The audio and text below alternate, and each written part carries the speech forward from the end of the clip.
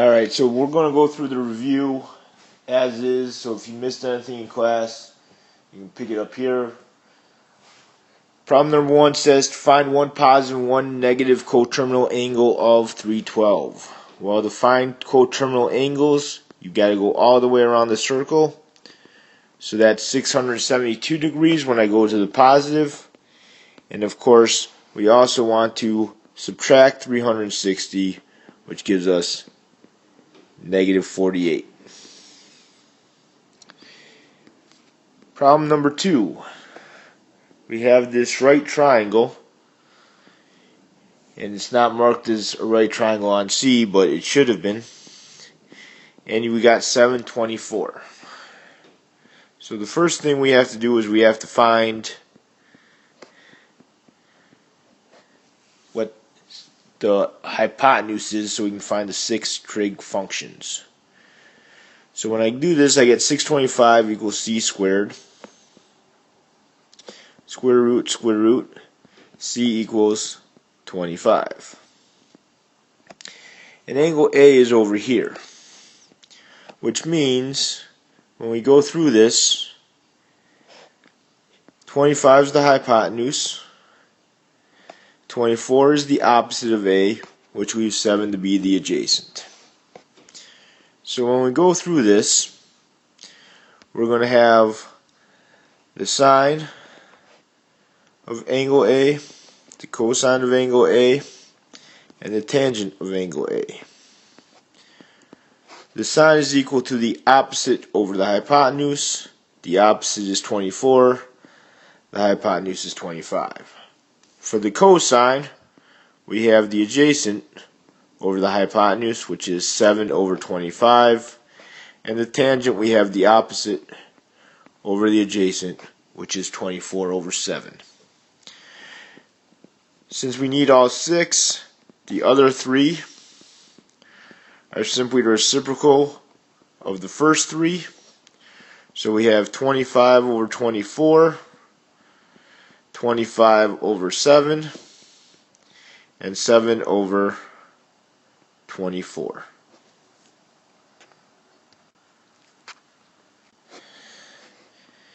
In this problem, we're also trying to get the 6 trig functions of angle A. So what we need to do is we need to once again do the Pythagorean theorem to get the third side. Now when we do this, we get 117. And when I take the square root of 117, I need to break this down. So when I break this down, it's going to be 3 times 39 and 3 times 13, which means this is 3 square roots of 13.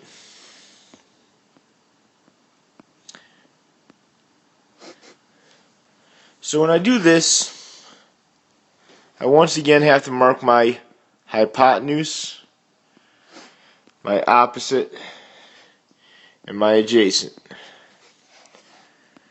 So the sine of angle A is 6 over 3 square roots of 13, which is actually 2 over the square root of 13. And I don't think we have to worry about rationalizing the denominator for these particular problems. The cosine turned out to be 9 over the 3 square roots of 13, adjacent over hypotenuse, and 9 divided by 3 is 3. And for the tangent, we had 6 over 9, which is equal to 2/3. Now we need the other 3, so we need the cosecant, the secant, and the cotangent, which were just the flips. So I really should call these angle A. And so we got the square root of 13 over 2, the square root of 13 over 3, and 3 over 2.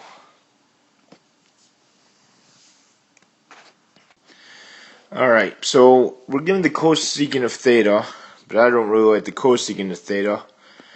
I like the sine of theta much better. So when I do this, we did this in the first quadrant, and the opposite over the adjacent was 4 over 5. So I need to do the Pythagorean theorem to figure out what the missing side is if you don't know about the triple, or if it doesn't happen to be a triple on the final. And so when I subtract the 16, a squared is equal to 9, so a is equal to 3. And so the opposite over the adjacent turns out to be 4 over 3. For problem number 5, they ask you for what is the tangent of negative 180.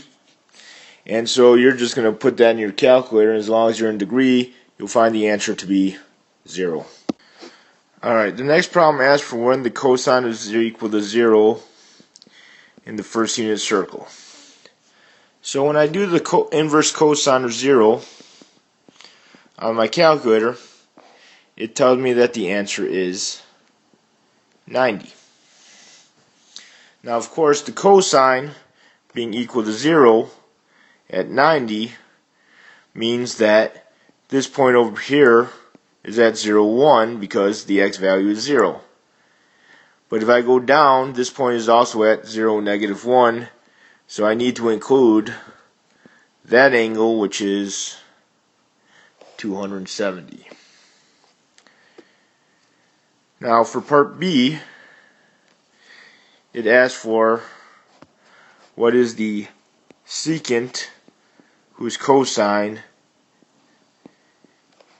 is 1/2.